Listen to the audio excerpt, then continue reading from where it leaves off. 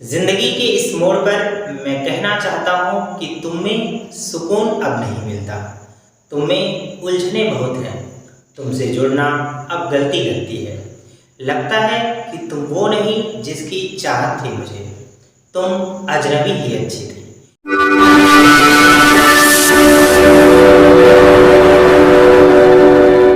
नमस्कार, good evening, सत श्री अकाल। क्या हाल चाल? सीधी बात नववास में एक बार फिर से आप सभी प्यारे मित्रों का तहे दिल से स्वागत है। Class 12 physics chapter number 1 electric charge and field का एक नया लेक्चर लेकर आए हैं हम। और ये लेक्चर बोर्ड लेवल के लिए इतना इम्पोर्टेंट नहीं है जितना कि आईआईटी, नीट, जेईई या किसी भी कॉम्पिटिटिव एग्जाम के लिए जहां पर फिजिक्स आती हो। तो दोस्तों, आज की ये वीडियो इलेक्ट्रिक डायपोल से रिलेटेड है और इलेक्ट्रिक डायपोल के कारण किसी भी बिंदु पर हम वैद्युत क्षेत्र की तीव्रता निकालना सीखेंगे। और इससे पहले हमने अक्षीय और निरक्षीय स्थिति पर वैद्युत क्षेत्र की तीव्रता ज्ञात कर ली है। और ये फार्मूला जो निकलेगा वो बाकी के इलेक्ट्रिक डायपोल से रिलेटेड फार्मूलों का बाप होगा। इस फार्मूले की सहायता से आप चाहे अक्षीय हो, निरक्षीय हो या फिर किसी भी पॉइंट पर हो, वैद्युत क्षेत्र की तीव्रता आप निकाल पाएंगे। तो चलिए शुरू करते हैं ये वीडियो। और बिना देर किए हुए सबसे पहले हम कुछ पीछे की बातें कर लेते हैं। जैसे हमने इलेक्ट्रिक डायपोल ये हमने बनाया था और इलेक्ट्रिक डायपोल से r डिस्टेंस पर अगर अक्षीय स्थिति होती है तो यहाँ पर जो वैद्युत क्षेत्र की तीव्रता E होती है ये हमारा होता है K2P/r³ होता है। और साथ में ये भी होता है कि इस इलेक्ट्रिक फील्ड की जो डायरेक्शन होती है वो इसी दिशा में होती है। और ऐसा इसलिए होता है क्योंकि इस डायपोल मोमेंट, डायपोल ये तो है इलेक्ट्रिक डायपोल वैद्युत द्विध्रुव, लेकिन वैद्युत द्विध्रुव जो आघूर्ण था वो P था और इसकी जो डायरेक्शन होती है वो माइनस से प्लस की ओर होती है। तब जब हम अक्षीय स्थिति में देख रहे हैं तो इस डायपोल की दिशा इधर की ओर है, मतलब माइनस से क्या है, प्लस की ओर है। इधर माइनस है, इधर प्लस है, तो माइनस से प्लस की ओर है।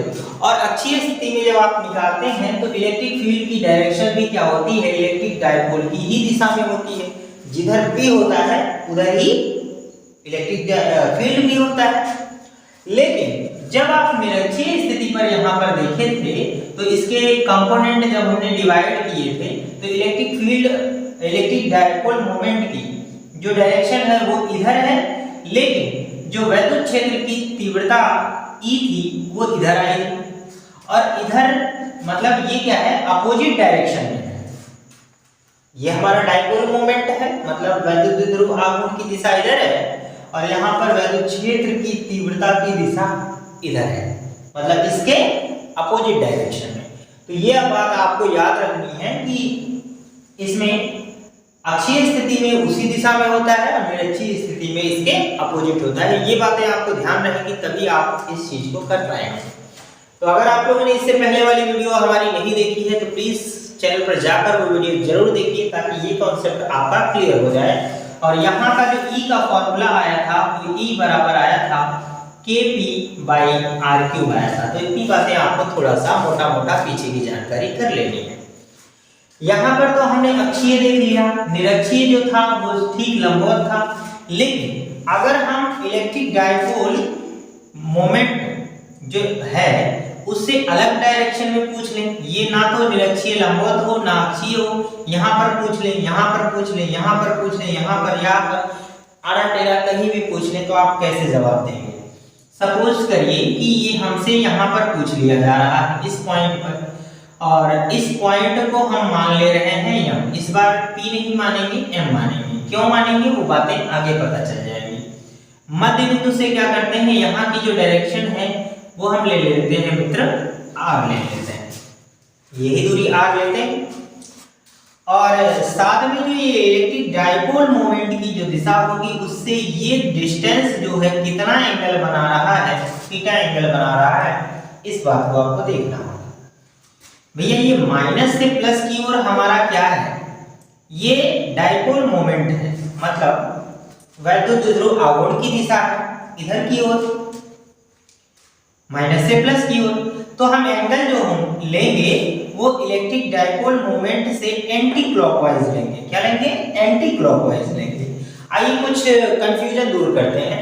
अगर मान लेते हैं कि ये हमारा माइनस से प्लस इधर की ओर है, यहाँ माइनस है, माइनस क्यू चार्ज, और ये प्लस क्यू चार्ज है, और अगर हमसे यहाँ से पूछ लिया जाए ये वाला एंगल दे दे थीटा, तब क्या आप इस थीटा एंगल को मानेंगे? बिल्कुल नहीं मानेंगे। क्यों? क्योंकि डायपोल मोमेंट यानी P की जो डायरेक्शन है वो इधर की तरफ है। एंगल तो हमने एंटी क्लॉकवाइज लेने के लिए बोला है, तो एंटी क्लॉकवाइज वाला जो एंगल होगा वो मित्र ये होगा। तो हम इस एंगल को लेंगे जो 80 माइनस इस थीटा के बराबर होगा। बात आपको कंफर्म होनी चाहिए। हमेशा क्या करेंगे, हम जो एंगल लेंगे वो डायपोल मोमेंट के एंटी क्लॉकवाइज लेंगे। ये बात आपको ध्यान रखनी है। मान लेते हैं कि अगर ये प्लस क्यू चार्ज इधर हो जाए, माइनस क्यू चार्ज इधर हो जाए, और फिर से ये सवाल ऐसे ही पूछ ले कि इधर थीटा दे दिया है, तब भैया आप इसको नहीं करेंगे। क्यों? क्योंकि अब तो माइनस से प्लस की ओर यानी P इधर ही है, और एंटी क्लॉकवाइज डायरेक्शन लेंगे तब हम यही वाला एंगल ले लेंगे। तो ध्यान रखना है आपको, डायपोल मोमेंट के एंटी क्लॉकवाइज हम एंगल लेंगे। क्लियर हो गई बात? इतनी बात ध्यान रखनी है। अब इसको जब हम हल करेंगे तो कैसे हल करेंगे, इस बात को समझते हैं। देखिए ये P है, पहले हमारा एक ही डायपोल मोमेंट है, मतलब वैद्युत ध्रुव आघूर्ण एक ही है। इसको हम दो डायपोल मोमेंट में तोड़ देंगे। जैसे हम सदिशों का वियोजन करते हैं, जैसे एक सदिश इस तरह से होता है A, तो इसका वियोजन करते समय एक इधर कर देते हैं, एक ऊपर कर देते हैं। अगर ये थीटा एंगल बनाता है तो ये हमारा A cos थीटा हो जाता है, और ये वाला हमारा A sin थीटा हो जाता है। इतनी बात आपको ध्यान रखनी होगी, क्योंकि जो थीटा के पास है वही कास है, मतलब पास पास, थीटा के पास कास, ये कॉन्सेप्ट हमने बताया। तो भैया हम ये कर रहे हैं कि ये जो P है इसको दो भागों में डिवाइड करते हैं। कैसे डिवाइड करेंगे? एक डिवाइडेशन इधर की ओर हो जाएगा, और एक डिवाइडेशन जैसे ये इधर हो गया, और एक इसके क्या हो जाएगा, परपेंडिकुलर हो जाएगा। ये मतलब ये भी हमारा डायपोल मोमेंट है, और ये भी हमारा क्या है, एक डायपोल मोमेंट है। तो यहाँ पर ये एंगल बना रहा है जिसके साथ, उसको आप लिख लेंगे P cos थीटा। क्या लिखना है? P cos थीटा लिखना है। और जहां से एंगल नहीं बना रहा है वो हमारा हो जाएगा P sin थीटा। बोलो इतनी बात आ रही है समझ?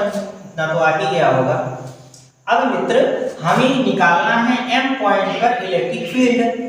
तो इलेक्ट्रिक फील्ड की जो डायरेक्शन होती है, देखिए यहाँ हमारे पास अब दो डायपोल मोमेंट हो गए हैं। ये एक P था, इसी को हमने इधर डिवाइड कर दिया और इधर डिवाइड कर दिया। अब इससे हमारा नाता टूट गया है, इसको हम छोड़ देंगे। अब हम ये देखते हैं कि इस डायपोल, सोचिए जैसे यह हमारा एक डायपोल था इस डायरेक्शन में, अब इसको एक डायपोल मानेंगे, तो ये वाला पॉइंट क्या होगा, अक्षीय स्थिति हो जाएगी। ऐसे नहीं समझ में आ रहा है तो इसको भी एक चार्ज मान के चलो, यहाँ भी एक चार्ज मान के चलो, तो ये वाला एक हमारा इलेक्ट्रिक डायपोल होगा, जैसे इसी को डिवाइड किया था हमने। तो इस डायपोल के लिए ये वाला पॉइंट अक्षीय स्थिति होगा। अक्षीय को हम लिख ले रहे हैं ई एक्सियल, एक्सियल पॉइंट ले लेंगे। लेकिन ये वाला जो दिशा है, इसको जो हम ले रहे हैं, इसके लिए अगर आप इसको ऐसे ले लेंगे तो ये वाला पॉइंट इसके लिए लंबवत हो जाएगा। क्या हो जाएगा मित्र? लंबवत हो जाएगा। कैसे? आप देखो ऐसे ही डायपोल था और ये वाला पॉइंट लंबवत था, तो ठीक इसी को हमने टेढ़ा कर दिया है इस तरीके से, तो ये हमारा लंबवत हो जाएगा। अब आप सोचिएगा कि जब लंबवत दिशा में यानी इलेक्ट्रिक डायपोल के मोमेंट के जब लंबवत दिशा में निकालते हैं तो वैद्युत क्षेत्र अपोजिट डायरेक्शन में होता है। देखिए ये हमारा P की डायरेक्शन इधर था तो ये अपोजिट हो गया था। ठीक इसी तरीके से अगर ये P sin थीटा यानी डायपोल मोमेंट इधर है, वैद्युत ध्रुव आघूर्ण इधर है, तब इसकी दिशा क्या होगी? इस साइड हो जाएगी। इसको हम बोलते हैं इक्वेटोरियल यानी लंबवत दिशा, ये मान लेंगे। तो अब हमें क्या करना है, ये दो दिशाएं हमें पता चल गई। अब इन दोनों का जो परिणामी होगा वो इनसे बीच से होकर जाएगा और यही हमारा ई नेट होगा। नेट इलेक्ट्रिक फील्ड जो होगा इस पॉइंट पर वो इस डायरेक्शन में होगा। अब इस चीज को निकालने के लिए हमें क्या करना होगा, ये सॉल्व करना है। कैसे सॉल्व करेंगे मित्रों, आप इसे चाहे तो यहाँ से यहाँ तक मिला सकते हैं, इसे कोई फर्क नहीं पड़ता। अब हम क्या करेंगे, यहाँ पर लिखते हैं। सबसे पहले यहाँ पर लिखेंगे माना कि आप सबसे पहले इस चित्र के बारे में यहाँ सारी कहानियां लिखना है। माना कि एक द्विध्रुव वैद्युत द्विध्रुव है जिसके मध्य बिंदु से r डिस्टेंस पर थीटा एंगल पर एक बिंदु m है जहां पर वैद्युत क्षेत्र की तीव्रता की गणना करनी है। सर्वप्रथम हम क्या करेंगे, इलेक्ट्रिक डाइपोल मोमेंट यानी वैद्युत द्विध्रुव आघूर्ण को दो भागों में डिवाइड कर देंगे। एक होगा p cos थीटा और एक p sin थीटा होगा। p cos थीटा के लिए अब यहाँ ये सारी बातें लिखेंगे। p cos थीटा के लिए p cos थीटा के लिए यम बिंदु अक्षीय स्थिति में होगा, अक्षीय स्थिति है ऐसा है। और p sin थीटा के लिए यम बिंदु निरक्षीय स्थिति है। क्या है?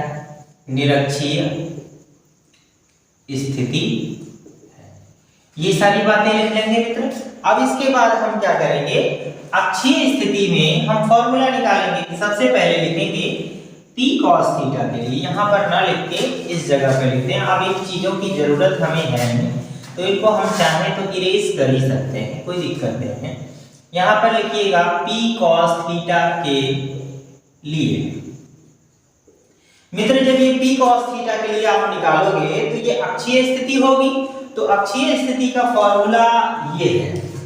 तो इस फॉर्मूले को यूज करेंगे तो E axial point is equal क्या हो जाएगा, K2P। लेकिन वास्तव में ये P ही नहीं होगा क्योंकि P हमारा इलेक्ट्रिक डाइपोल मोमेंट है, लेकिन यहाँ के लिए डाइपोल मोमेंट जो p cos थीटा हो चुका है, इसलिए हम यहाँ पर लिख लेंगे p cos थीटा और अपॉन में हो जाएगा डिस्टेंस का स्क्वायर, तो सॉरी क्यूब होगा, तो r का क्यूब कर लेंगे।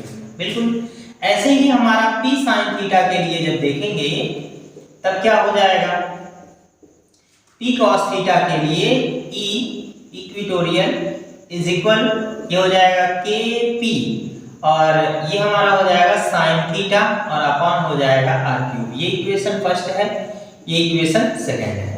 हमें क्या करना है, इसको निकालना है, इसका परिणामी निकालना है। तो परिणामी हम लिख सकते हैं E नेट।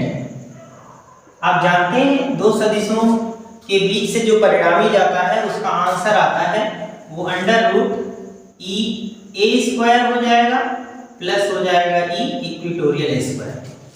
बस आप क्या करिए, इसकी वैल्यू रखिए, आंसर आ जाएगा, कोई दिक्कत नहीं है। आप सोच रहे हो सर निकाल दो, है ना, निकाल दें, आप खुद से भी निकाल सकते हो। नहीं अब मैं निकाल के ही रहेगा, ठीक है, निकाल के देखते हैं कैसे निकालोगे। देखो भाई इतना टेंशन लेने की जरूरत नहीं है, ये एंगल वगैरह दिया रहेगा, p दिया रहेगा, तो यहाँ कोई आंशिक वैल्यू आएगा। जैसे यहाँ 3 आ सकता है, ये 4 आ सकता है, तो 3 का वर्ग 4 का वर्ग हो जाएगा 25, 5 आ जाएगा, डायरेक्टली आंसर आएगा।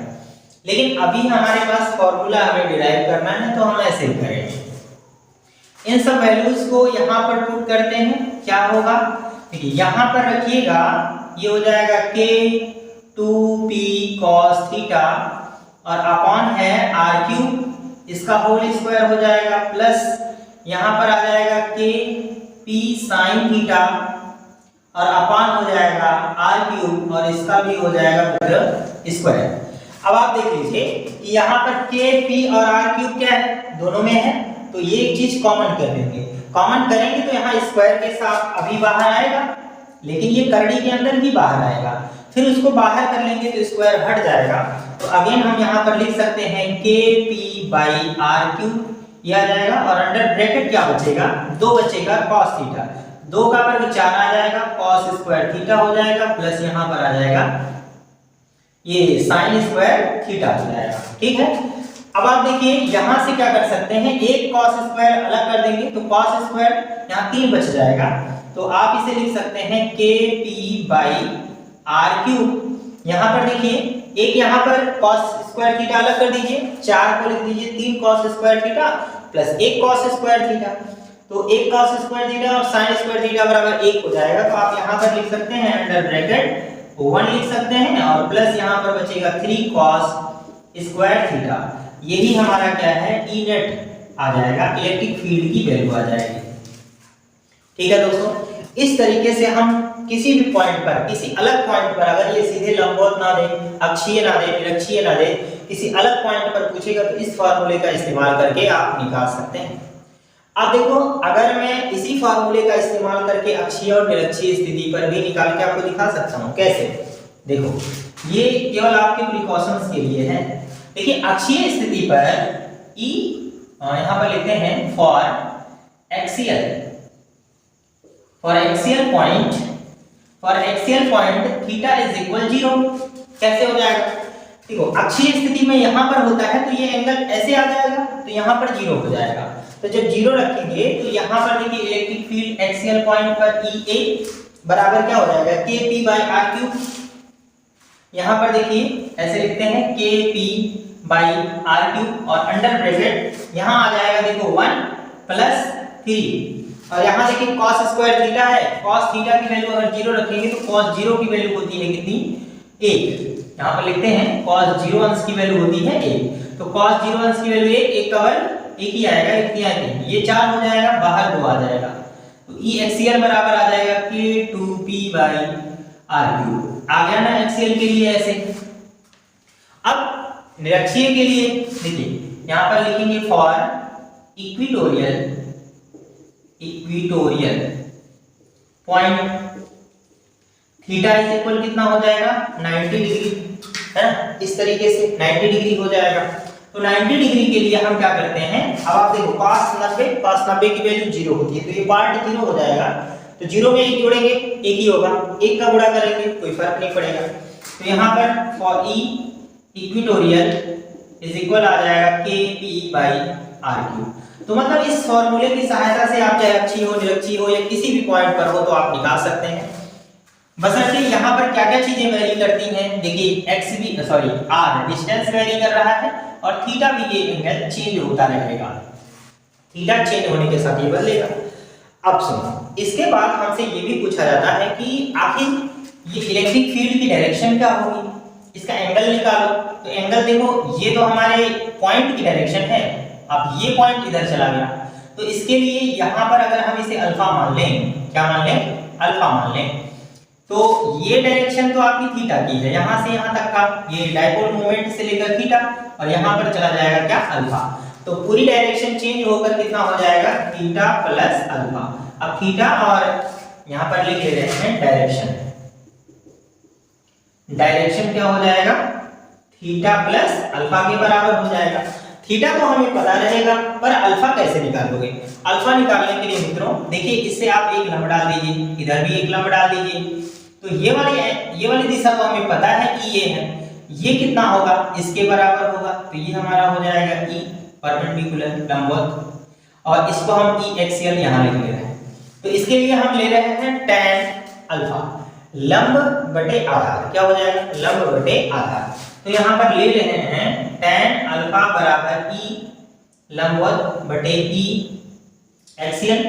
तो देखो tan अल्फा बराबर क्या आ जाएगा, tan अल्फा बराबर, क्या देखिए लंबवत की जगह पे लंबवत वाली वैल्यू रखते हैं, देखिए ये वाला रखेंगे, तो भैया यहाँ पर हो जाएगा k p sin थीटा और अपान हो जाएगा r³ और अपान k 2p cos थीटा और अपान हो जाएगा r³ से r³ कट जाएगा, k से k कट जाएगा, p से p कट जाएगा। यहाँ पर क्या बच रहा है, देखिए tan अल्फा बराबर, यहाँ क्या बचेगा, ऊपर 1/2, ये sin बटे cos बराबर क्या हो जाएगा, tan थीटा। इस तरीके से आप क्या कर सकते हैं, tan अल्फा की भी वैल्यू निकाल सकते हैं। आप इधर की थीटा दिया रहेगा, ये वैल्यू सॉल्व करेंगे, tan के जितने डिग्री में मान होगा उससे हम क्या करेंगे, अल्फा की वैल्यू फाइंड कर सकते हैं। तो इस तरीके से इस टॉपिक को कवर कर सकते हैं। ये topic IIT NEET JEE advance जिस भी कॉम्पिटिटिव एग्जाम की आप तैयारी कर रहे होंगे उसके लिए काफ़ी इंपॉर्टेंट है। अगर कॉन्सेप्ट पसंद आया हो तो प्लीज़ वीडियो को लाइक शेयर और हमारे चैनल को सब्सक्राइब करके जरूर जाइएगा, वीडियो को और लोगों तक पहुंचाइएगा ताकि उन्हें भी इस पॉइंट का, इस चैप्टर का, इस टॉपिक का लाभ मिल सके। मिलते हैं अगली वीडियो में एक और नए कंटेंट के साथ। तब तक के लिए ऑल द वेरी बेस्ट।